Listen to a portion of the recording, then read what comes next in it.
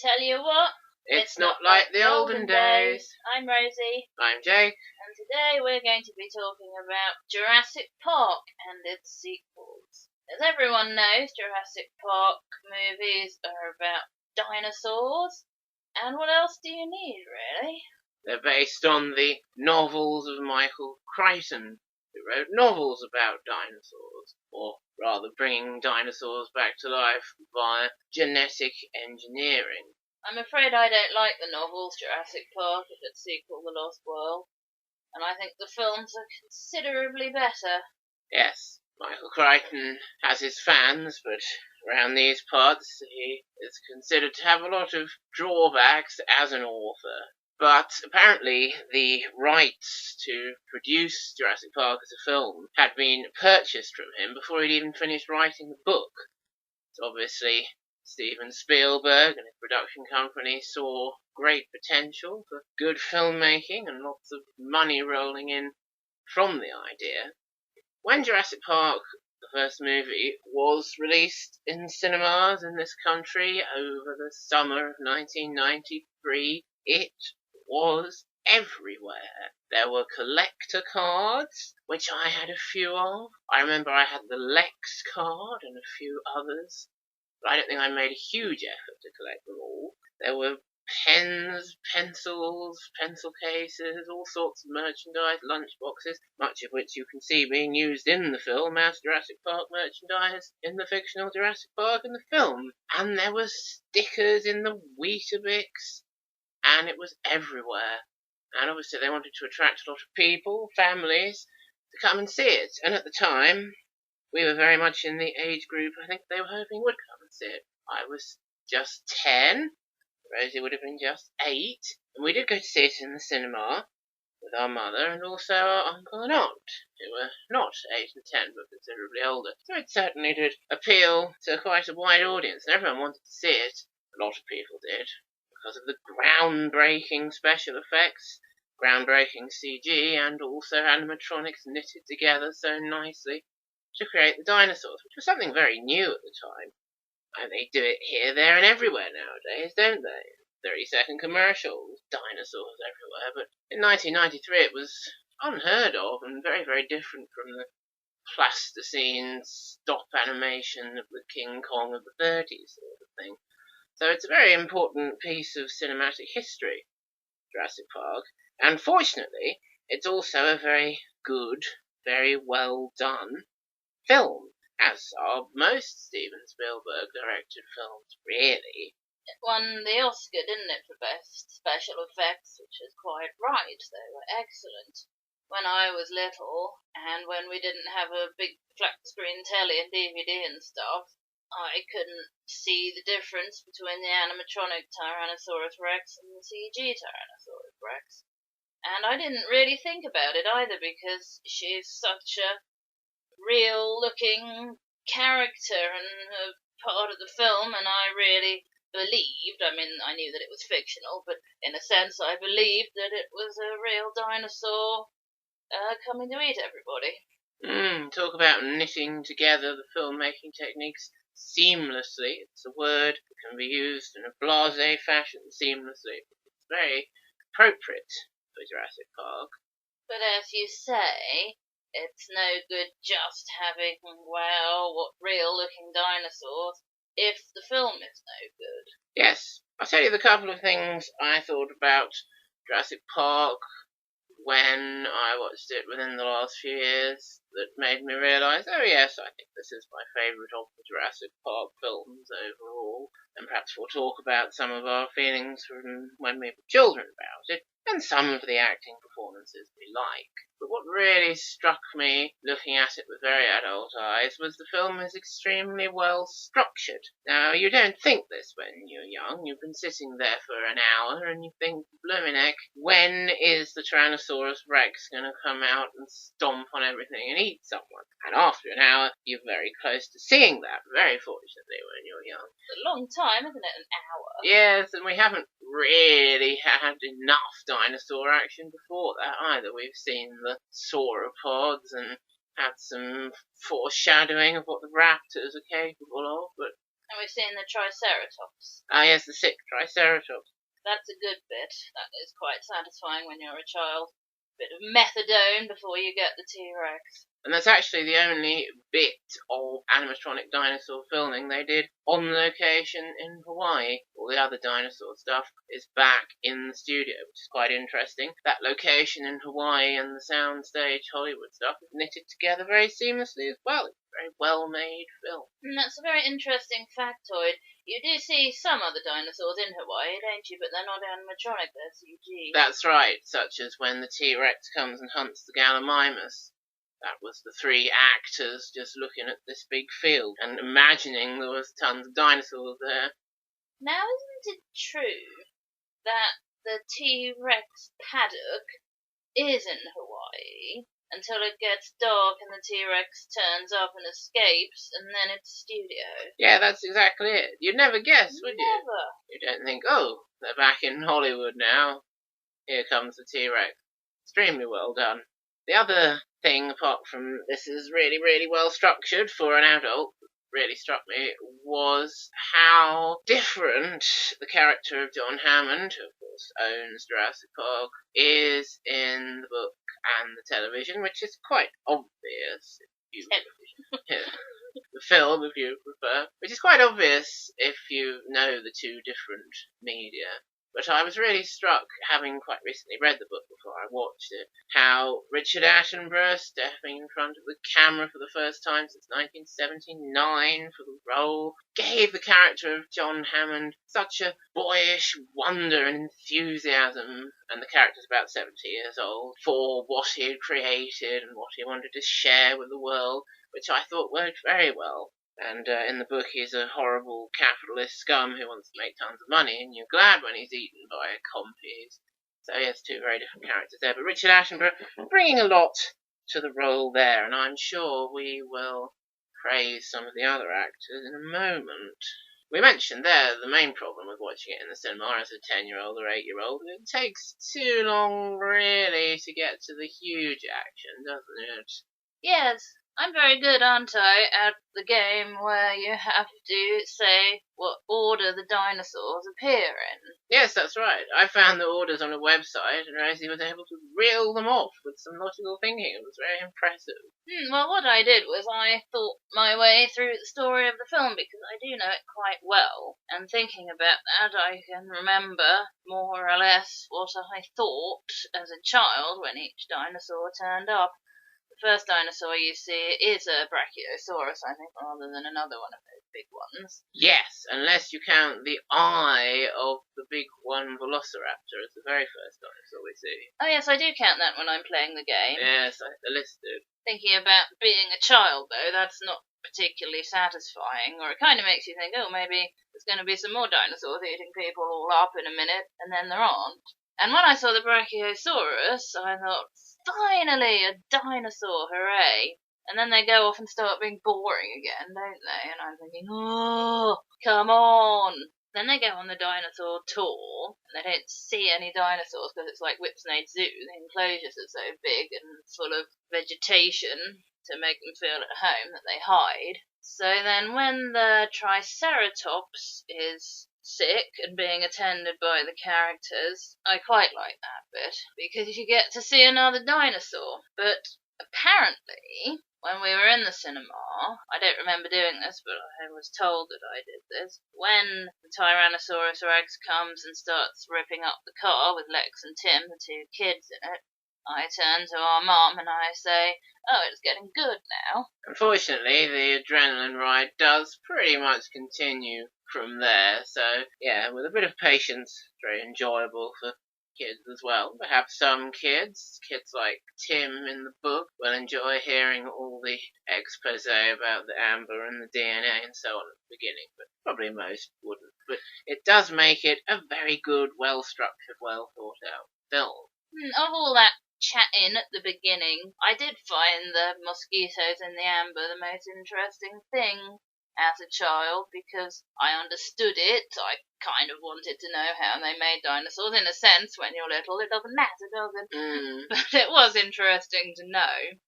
You do get a bit of a tingle, don't you, when Mr. DNA goes, bingo, Dino DNA. Yeah. Ooh. That's very well done, and it's got some music to complement it, I think. What I did find incredibly boring was the lawyer character going on about how he was going to disapprove of everything, and the debate they have about whether it's okay to resurrect dinosaurs, and the paleontologist slash paleobotanist digging up a dinosaur skeleton and telling us about it, and Wayne Knight getting given a can of foam in which to transport stolen dinosaur embryos. And when I was little, I wasn't really listening to what they were saying. I couldn't understand why one guy was giving another guy a can of foam. I was thinking, what's this got to do with dinosaurs? But when you're older, it's actually all quite interesting. Wayne Knight's very good in that scene and others, isn't he? We got Dodgson here. See, nobody cares. Yes, Wayne Knight is very funny, and in a way it's a shame he gets eaten by the Dilophosaurus. Interesting, the only scene there with the character Dodgson, who's a really important character in both Jurassic Park and Lost World novels, because he's the head of InGens, which is John Hammond's company's main rival, trying to nick their ideas. Shows us a lot of differences, really, at the core between the novels and the books. I don't really want to talk about the novels, but I'm doing it again. When you mentioned the lawyer, Donald Gennaro, reminded me how he's a very different character in the book as well. And I was mentioning how John Hammond is so different.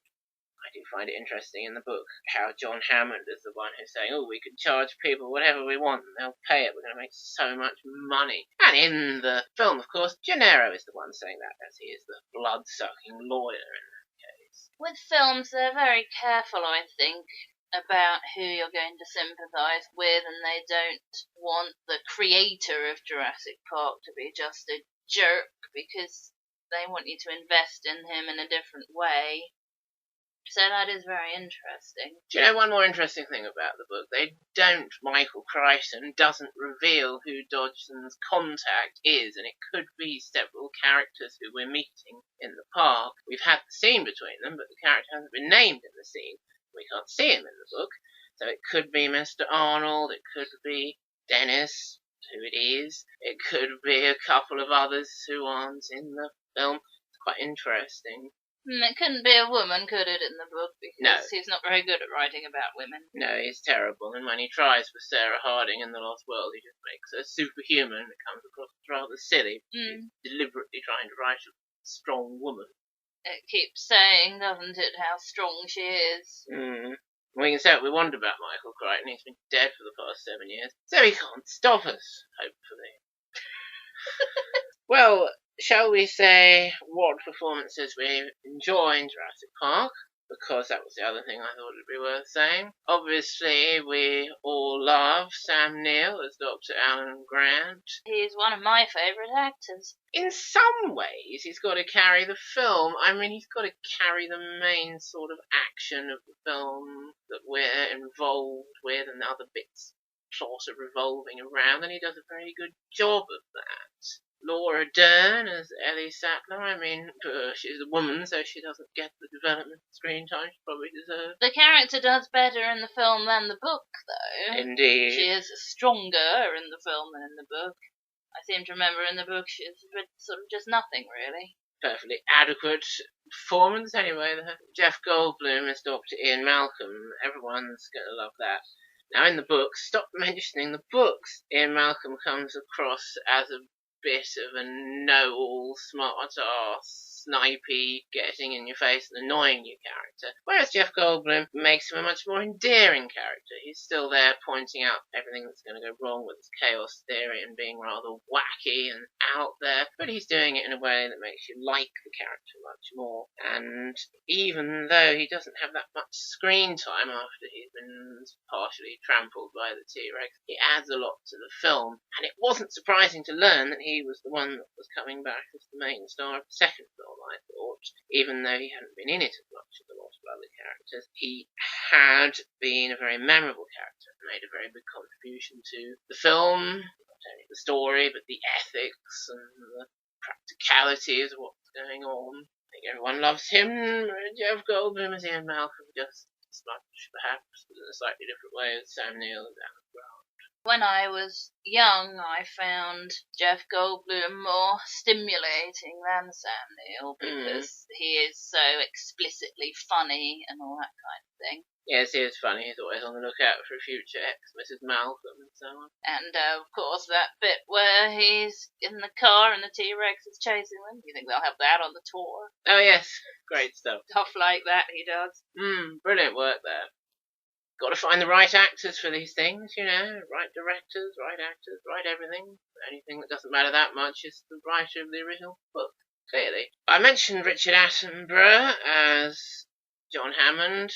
The funny thing about him is that he's supposed to be Scottish, and he does a Scottish accent for about 2 minutes, and then he forgets to do it until he's doing a scene where he says that he came from Scotland, and then he suddenly goes a bit Scottish again for the next couple of lines. That is very funny. He gives the character plenty of heart, plenty of love for his park, for his animals, for his people, and plenty of naivety about what he's actually doing and how incredibly dangerous it is. And in that way, he's quite childlike as well. So there's an interesting contrast between this old man with the walking cane and the childlike attitude he seems to have to everything. I think Richard Attenborough was awfully good at that.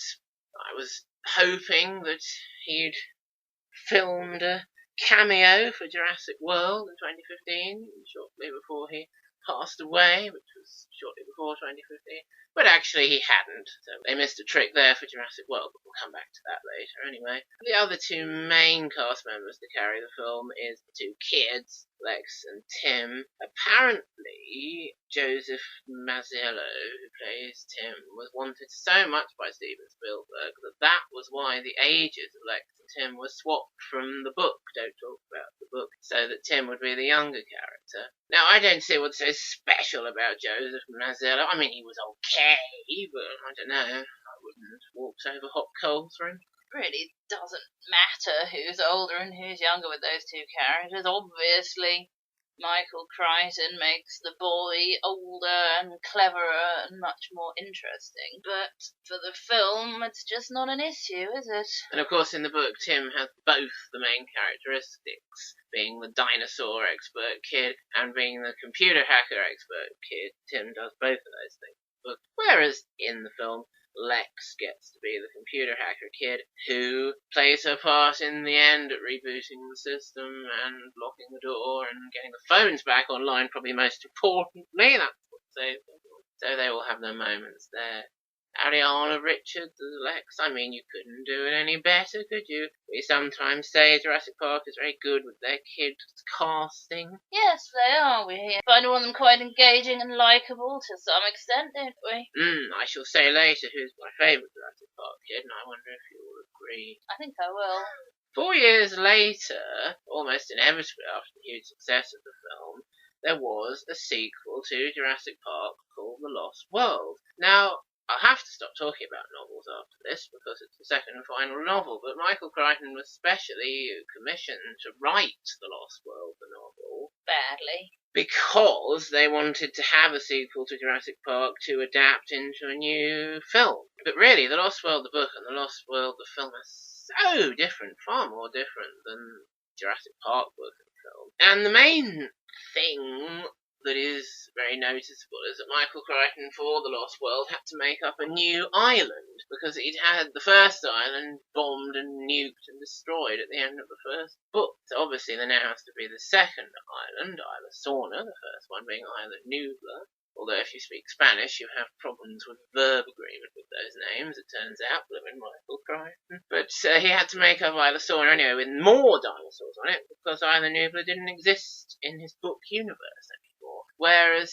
in the film universe, Isla Nublar did still exist. It hadn't explicitly been nuked, destroyed, so we could have just had the sequel on there. And when I heard it was going to be a new island, I thought, well, why are they bothering with that then? I want to see what's happening back on the proper island. We don't need an extra island. An interesting thing is that one of the deleted scenes has got the evil man talking about all the things that John Hammond screwed up and he has to take over because he's his nephew and he needs to make all the money now, basically. And he explicitly does say, we killed all the dinosaurs. And then someone must have realised, do we really want to say that? Do we want to upset people? That would have upset me. Do we want to burn that bridge? Might we want to come back to it sometime? We better cut that scene out, so they did. And what a wise decision, because the series' same universe reboot, Jurassic World, came back to Isla Nublar at last and featured at least one of the same dinosaurs dramatically as the first film. So it's very good they didn't burn that bridge. If you're going to get pernickety about continuity errors and retcon and things like that, Isla Sorna, where they grow the dinosaurs and then later transport them to Isla Nublar, doesn't really make sense, does it? We see them making and hatching dinosaurs on Isla Nublar in the first film. It's even less sense made in the book, where we're going on about, oh yeah, all those ones we saw being hatched on the original island couldn't possibly have been all of them. We should have known there was another island. He's very bad with his retcon and looking back and saying, of course that was rubbish. I meant it to be rubbish when he clearly didn't, Michael. But there we go. I won't mention him again now. I want to say something else about him. He does retcon what he said about the dinosaurs according to the latest research, doesn't he? The one that I remember, I don't know if there are others, is whether or not the T-Rex's vision is based on movement, whereas in the films they stick with that. Even if the new research says no, that's actually wrong, they don't care. They're like, well, that's how it works in our universe, because it is science fiction. No one's got a bloody clue, really, how dinosaurs looked or behaved or how their bodies worked. And it makes perfect sense to me that the T-Rex can't see very well in that rainy nighttime scene when Sam Neill and Lex are up against the car, but he perhaps could see them when they weren't moving in the light when they're robbing his nest in the Lost World book. So, you don't need to go back and retcon everything, Mike. But there we are. Like cats, aren't they? I recently saw a squirrel avoiding a cat by keeping stock still, and the cat was looking around like, where is it? I swear there was a squirrel here a minute ago.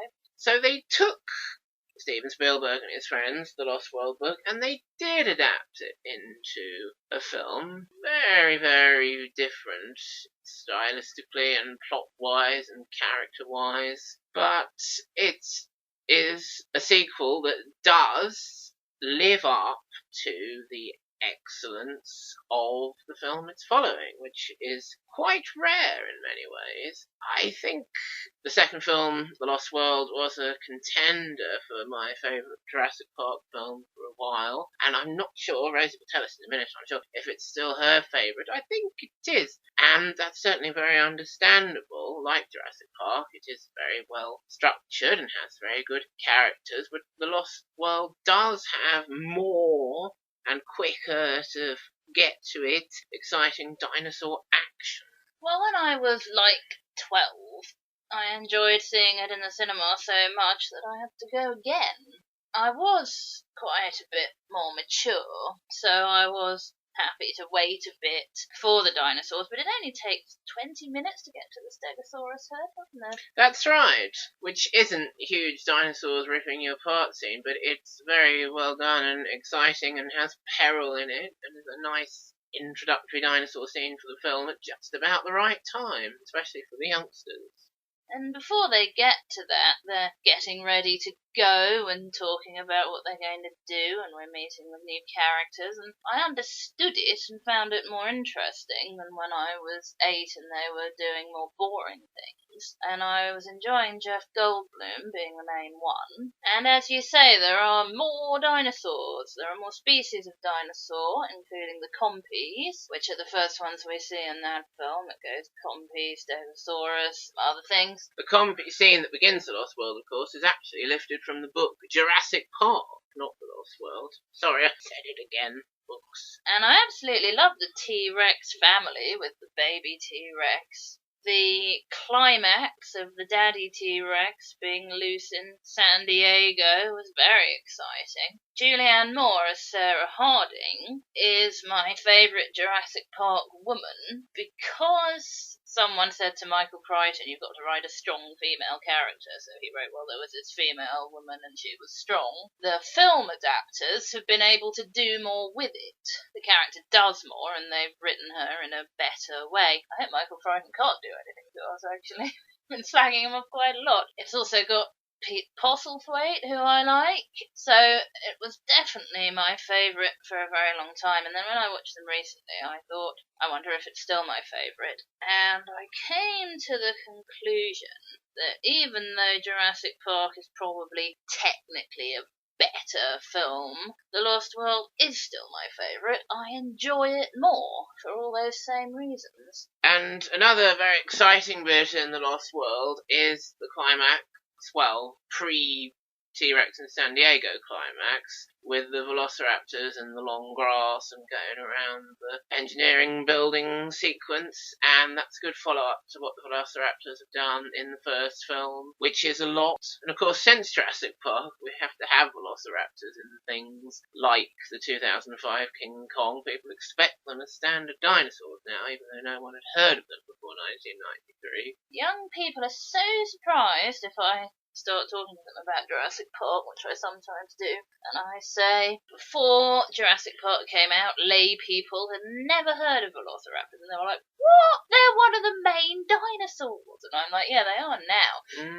But actually, if you pay attention to the film, and I tell them, you watch it again and you see if I'm not right, they go to great lengths, well, reasonable lengths, to explain what a velociraptor is, why it's so dangerous. The scene at the dig where they're digging up the velociraptor skeleton, Sam Neill tells us all about how they are pack hunters and they've got the deadly claws and they kill you like this and they're really, really dangerous. And the audience is thinking, oh, I hope we get to see them ripping some people up, but you never heard of them, whereas we're expected to know what a Tyrannosaurus Rex is, and we first hear about it when they're saying that she can run at 30 miles per hour, and Sam Neill and Laura Dern are going, you said you have a T-Rex? Well, you have a T-Rex, and everyone knows what that means, and things like, bloody hope you have got a T-Rex, when are we going to see it? It's interesting that, isn't it? Because it's quite an upbeat scene with lots of upbeat music and everyone's, wow, dinosaurs. And then they start talking about the T-Rex and we know,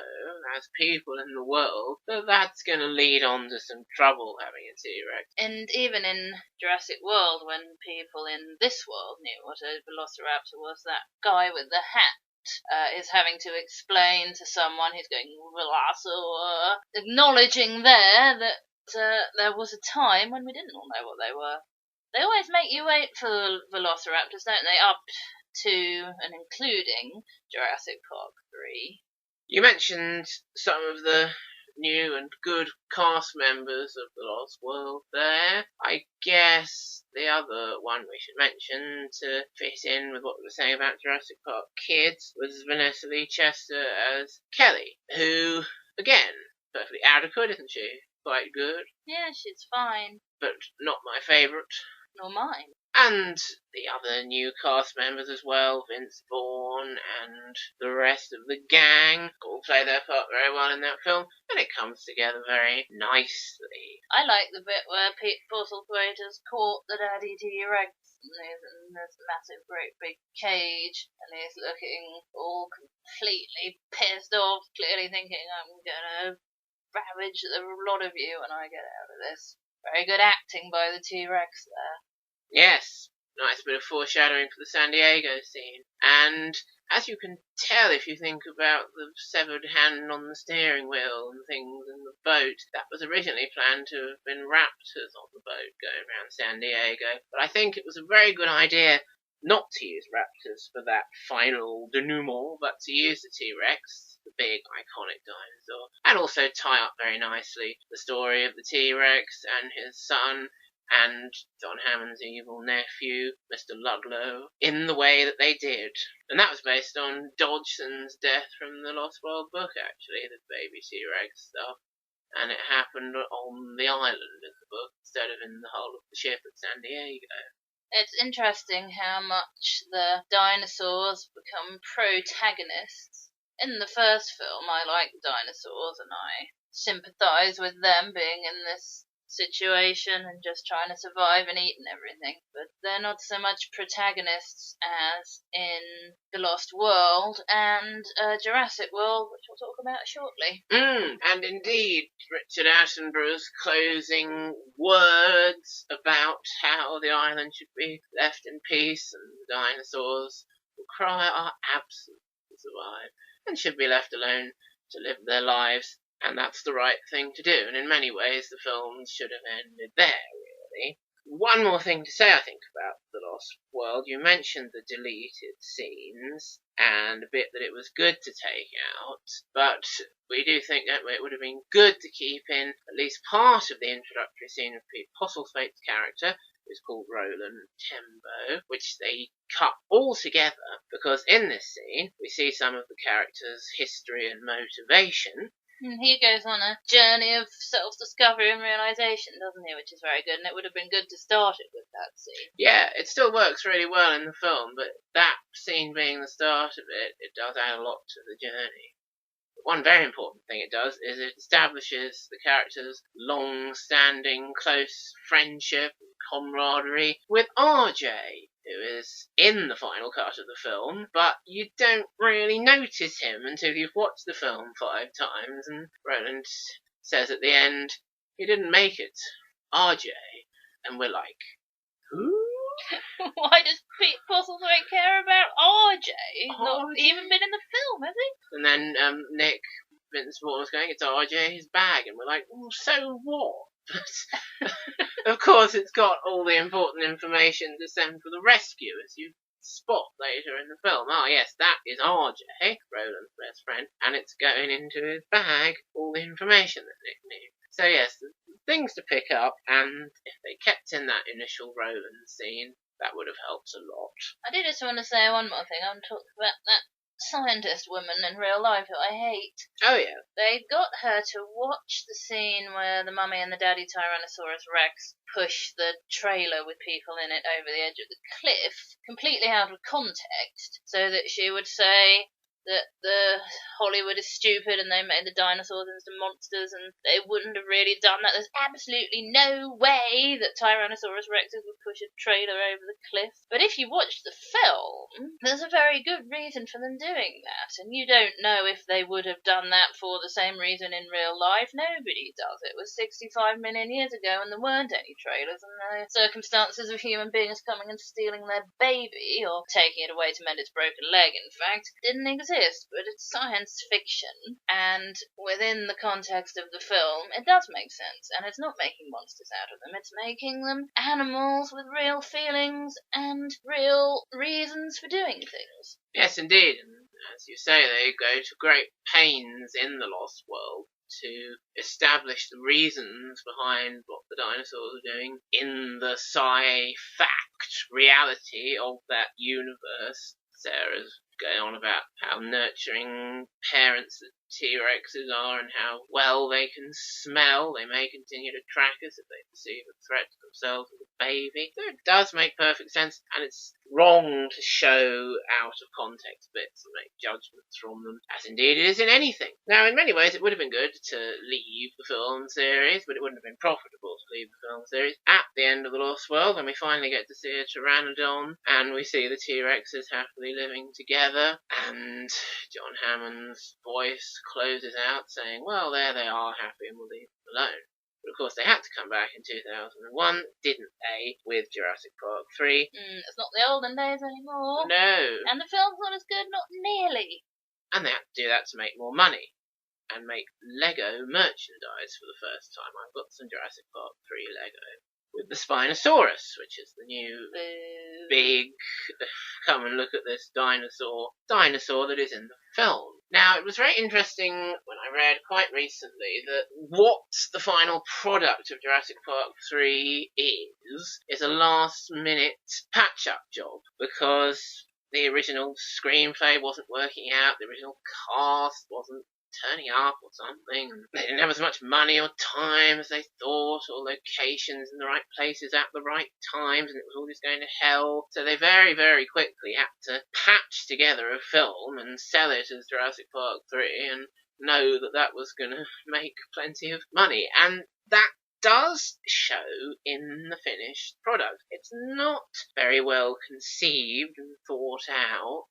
When I first watched it in the cinema in 2001, I said, well, obviously it's severely lacking as a film, unlike the other two. But as a child, 8 years ago, I'd liked that more than the original Jurassic Park, because you get to the dinosaur stuff more quickly and more frequently than you do in the other ones. That's why it's like 20 minutes shorter than them, because it's just dinosaur, dinosaur, dinosaur, which is what you want when you're young. But unlike in the other ones, the dinosaurs' behaviour isn't really explained properly, and they are just kind of theme park monsters, indeed, as Alan Grant describes them in one of the early scenes in that movie. It doesn't really tally with the rest of the Jurassic Park universe there. There are a lot of things wrong with it, including all those things. I was disappointed that it didn't have a proper plot. What's happened is that a kid and his mom's boyfriend, which isn't explicitly said, it's quite well done actually, that aspect of who the characters are and why they're parasailing over the island or round the island. The guys driving the boat get eaten, and people on the internet who don't think about it say, oh, it's got to be Pteranodon, no other explanation, but actually, as we worked out, it's got to be the Spinosaurus, hasn't it? That's why it's such a big deal when you see it again in the water later on. And we're like, oh, it goes in the water! Yeah. And the Pteranodons were stuck in the cage at the time, even though they weren't in the Lost World. Yes, in theory, they could have flown over from the other side of the island. They can go where they want, can't they? But no, it was a Spinosaurus. And anyway, the mom's boyfriend and the kid, Eric, have to cut themselves loose from the boat and go flying off to the island and get lost and killed and eaten and stuff. Which I thought was pretty weak compared to the intricate plots of the first two films. Yes, very true. Very noticeable, even when you're young, although we weren't that young at the time. So then his parents, who are divorced, get Alan to agree to be a tour guide on an aeroplane flight over the island, and they don't tell him that they're going to land and they're going to look for their kid and be in danger from dinosaurs, and that's basically it. And as you say, the dinosaurs themselves are a problem. The Spinosaurus in particular, I never approved of the way that they were saying and publicising it with, we've got a new bigger dinosaur with more and sharper teeth. They put it on the logo. They got rid of the T-Rex skeleton to put the Spinosaurus skeleton on the logo. It's disgusting, and I wish that the scene in which the Spinosaurus and the T-Rex have a fight and the Spinosaurus breaks the T-Rex's neck in order to symbolise its replacing it as the main dinosaur could be expunged from existence. That would never happen, even if it didn't turn out the Spinosaurus was a fishing dinosaur, which they found out since. That's right, the Spinosaurus is a heron. A large and scaly heron. That's why it swims. Exactly. And scientists agree, and I know this because I've spoken to them, that its jaws are far too weak to be able to attack and kill another large predator like a T-Rex, whereas a T-Rex's jaws are reckoned to be the strongest, or among the very strongest, in the history of predators. Very much in the same vein as cats' jaws today, which can sever the jugular very easily. T-Rex would have done the same sort of thing. So the film isn't even scientifically accurate within the sci-fi world they're creating. Didn't they make up a stupid excuse and say, oh, well, it was a juvenile T-Rex? Yeah. It clearly wasn't. It's the same actor as the original T-Rex, isn't it? Load of rubbish. And of course they've started putting all colours and quills and things all over all the dinosaurs because they want to in that film. And the Brachiosaurus is a stripy. The daddy velociraptors have feathers because they can, but actually it doesn't look as good, does it? The dinosaurs don't look as real. They look computer animated, whereas originally I was prepared to believe that I was watching real dinosaurs. Yes, these new techniques and look at this movement, look at these colours, look at this, look at that. It makes them, as you say, look less real. They have too much movement as well. It's rather like the chipmunks. Yeah, the chipmunks and other CG animals, they move more elaborately than they do in real life. I always think of that bit in Jurassic Park 3 where the daddy velociraptor comes down the steps outside the communications building, and it just looks like a piece of computer animation rather than an animal coming out of a building, which it would have looked like in the original film. Thinking about the cast of Jurassic Park 3, obviously it's great to have Sam Neill as Dr. Alan Grant back, and he really does in many ways carry this film, even if you don't want to say he does the original. Yes, in many ways he saves the film. Yeah, and then you've got William H. Macy and Tia Leone as the couple, the Kirbys. Perfectly adequate, both of them. But Yeah, they're fine. I find them quite engaging. yeah, I quite like the bit actually where they're arguing about stuff and William H. Macy calls the Spinosaurus that tricyclopods, and it's compared and contrasted with Alan Grant and his young assistant who's called Billy, trying to identify it scientifically and talk about it in that way. What he actually says is, when that tricyclopods eats you, don't come crying to me, which she couldn't do, could she, if she'd been eaten? It's a very irrational kind of divorced couple's argument. So what they've got left in the film is often done quite well, but it is rather obviously not the film it could and should be. That person called Billy, who you just mentioned, I don't know the actor's name. I don't really like him. It's a long name, Alessandro Nivola, I think. The character's quite annoying, isn't he? Being sort of cocky and naive, and the first time we meet him he's chatting up this woman by getting her to rub dinosaur bones. And I don't think the actor really does anything to make the character more likeable than he might have been. Yes, he's rather too archetypal, I suppose, in some ways, and what a shame the pteranodons didn't actually get to eat him in the end. Part of the lazy writing, I suppose, having archetypal characters. I mean, really, Tia Leone and William H. Macy are an archetypal divorced couple, aren't they? Yes, they are. And an archetypal kind of kid character is their son, Eric, who is played by an actor called Trevor Morgan. But, and here's the bit I promised, he's actually my favourite Jurassic Park kid. Mine too. He's got a lot of charisma. He's got a lot of chemistry with Sam Neill as well. Yes, that helps hugely. Now, I suppose the part isn't really written well or with any depth. I mean, he just kind of runs around going, Mom, Dad, and comes through the fence and talks to Alan about stuff, but what Trevor Morgan brings to the role is a great deal. Fleshes out the character very, very well. So it just goes to show, find the right actor, and even a lackluster script can produce very good, very memorable, deep characters. One of the best bits is where he's having that conversation with Alan, and Alan's saying, I'm astonished that you survived 8 weeks on this island, and he's going, it's been. Doesn't he do that well?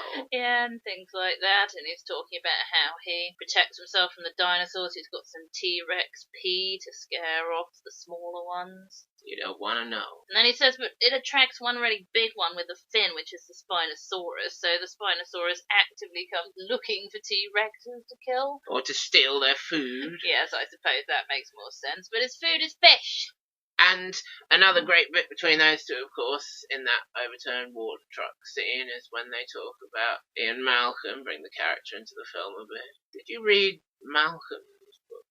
And you didn't like it as much as Dr. Grant's book, obviously. It was kind of preachy. It's all chaos, everything's chaos. Preachy, absolutely. It's consistent with what Jeff Goldblum's been doing with the character. Very good bit. And it's nice how Alan approves of Eric not liking Ian's book as much as his own. And it's good to see the development of Alan there, of course, getting on well with the kid and liking the kid now after the journey he's had with Lex and Tim in the first film. Speaking of Sam Neill as Alan, let's just say one of our favourite bits, I think, You agree it's one of the best bits where they're running away from the Tyrannosaurus Rex, who actually ends up getting killed by the Spinosaurus, but there's this bit where Alan's fallen over and he's in this hollow log kind of thing, and the T-Rex is treading on him, he's going, ah! And he's clearly thinking, God, this is exactly the one thing I said I was never going to do again. What am I doing here? And we all know that feeling, don't we? We do, and we know that it's definitely never going to happen again. And then it doesn't. But you just have to have that one other time where you've thought, oh, just go and fly over in a plane, and it won't happen. And then, of course, it does happen. Another kind of link back to the original that they're trying to do, which, talking about Alan and the kids, reminded me, was how Laura Dern is back as Ellie, and she's married some other guy and has these kids who Alan gets on well with and enjoys playing dinosaurs with. And when we first went to film in the cinema, I said, oh, I thought that was clever how we thought Alan and Ellie were married and had kids, and then, oh, they weren't, but they're still soulmates in many ways. And then I think you said at some point, but it's terribly disappointing because that was the journey they were taking the characters on, and they should have been married and had kids. Yeah, I didn't probably think of it in those exact terms when we watched the film, but I always had this feeling. They did it specifically to surprise us, and a surprise doesn't necessarily mean clever writing or a good film. They spent the whole of the first film realising that they wanted to get married and have children. Well, Alan did, Ellie already knew that, being a woman, and wanting nothing but babies. And then they did that, and yeah, it was disappointing. And then they're sort of implying that they should have got together anyway, aren't they, when he phones her up being attacked by the Spinosaurus on this sinking boat sort of thing, and she knows exactly what's going on by the words, Ellie, the river! And then if you listen very carefully, he does actually say Site B as well. But I've never actually managed to hear him say that. I do think she was very clever to get it from all that. The only other thing I've ever seen he's not young anymore, Trevor Morgan in is The Sixth Sense, where he plays the kind of bully character. And he doesn't get to be that funny or charismatic in that film, but when he's doing the cough syrup commercial, playing the precocious child actor doing a cough syrup commercial, I thought that was very funny and well done. That's very clever, because he has to do the cough syrup commercial and get across his actual character of being cocky and precocious. So I think Trevor Morgan was a very talented young actor. Perhaps should have been a big thing in Hollywood, wasn't it? It's a travesty. Doubtless he's still a quite talented actor, but not young. I think he was born in 1986, so he's now 30 and beyond any real use. Like us. Yes. Well, plans to get Jurassic Park 4 off the ground stuttered and stalled for many, many years, as it turned out 14 years eventually. Originally it was planned to do it again after the 4-year gap in 2005. It didn't happen. It was definitely going to happen, definitely not happen. Jeff Goldblum is definitely going to be in it, definitely not in it. Richard Attenborough, definitely in it, definitely not in it. Various other cast members as well. And what all this faffing about boiled down to in the end, as we have mentioned, was a series reboot, but in the same universe continuity, in 2015, which is when it was in cinemas, Jurassic World. Now, when I originally read the premise, we're back on Isla Nublar, oh good, Jurassic Park has been open for 5 years, I thought, what? That's ridiculous. They'd never do that after everything, actually get round to opening the blooming park. But then I thought, oh no, they would, wouldn't they? Yeah, they really would. There's been enough gap now. It's set and coming out 22 years after the original. So by then, people will have forgotten the lessons taught to them in Jurassic Park and The Lost World, which really brought the lessons home when the T-Rex was loose in San Diego. And everyone will be thinking, oh, well, that was 20 years ago. It can't possibly happen now. Yeah, we'll do it better this time. So, they have opened the park. And to be fair to them, they have done it better. And they have run the park successfully for 5 years. But of course, they're going to fly too close to the sun and create the new, exciting super predator for people to come and see, by which I mean get eaten by, the Indominus Rex. I remember thinking, after I thought, well, I guess they would reopen the park like you did. I thought, oh, but they wouldn't really make a hybrid of a Tyrannosaurus Rex and a Velociraptor, would they? And then I thought, well, yes, they'd do that too, because they'd want to make money off it. So in many ways, Jurassic World is very satirical and very believable in that way. It's interesting how the one returning cast member in Jurassic World is B.D. Wong, whose character we haven't mentioned from Jurassic Park, because he only has the one scene with the Velociraptor eggs, and he has a lot more time in the book. But Dr. Wu is a very important character, really, because he's the chief brain behind all the genetic research that has made bringing the dinosaurs back to life possible. And so he's now, in Jurassic World, the chief geneticist at the park, and he's made the Indominus Rex from scratch. And as it turns out, he should be, and I hope B.D. Wong is signed on for all 3 films in the new trilogy. He should be a kind of interesting and important crux kind of character. It turns out he's a bit of a spy for the other company. I don't think it's biosyn like in the original books, but it's obviously inspired by that. And he's taken away some dinosaur embryos to perhaps do something naughty with elsewhere, so there's potential for future films. Wouldn't it be a nice surprise if Dodgson was in on it? Yes, well, they should have him back, that actor. Did that one scene with Wayne Knight, and then he can come back and be Dodgson and do some evil stuff. That would be some nice links back to the original. I bet he'd love to do that. He's not got anything better to do, I don't think. I'm not being rude or anything, but he's not a big Hollywood name, is he? I bet he hasn't. I did think the film would have benefited from having a few cameos from some other stars. Maybe see Sam Neill, Laura Dern, Julianne Moore, Jeff Goldblum on some fake news reports saying, oh, what are they doing? They shouldn't be opening the park. But they didn't go for that in that film, which is understandable. They're trying to relaunch the franchise. They don't want to be too retrospective about it, just a little retrospective, but not too bogged down in the past. Both Jeff Goldblum and Sam Neill have been on the Graham Norton show talking about other films they've made, and he's asked them about Jurassic World, and they've said, well, nobody asked me. But I do think they should consider doing something like that. Cameos from the older stars in the other 2 films in the new trilogy, which have been commissioned. And I recently read on Yahoo, actually, that the next film has started filming this month or last month, so they're obviously up to something already. Jurassic World was the first time I've been at all keen to go and see a film in the cinema for a long time, and now I'm quite excited about the next one. I was impressed with Jurassic World. It tries to be funny and isn't. That's sort of part and parcel of a film nowadays, isn't it? Terrible attempts at humour. Yeah, it is. You just have to kind of look past it because there's a lot else in there to enjoy. It was good at looking to the future with a new thing for the Jurassic Park series, but looking back to the past and satisfying some of its older fans. For instance, the bit where Gray and Zack find the old visitor centre and the collapsed dinosaurs rule the world banner that the T-Rex enjoyed so much. And they certainly could have done it a lot worse. My main thing that makes me not love it and think, ooh, I'm really looking forward to the next one, is I don't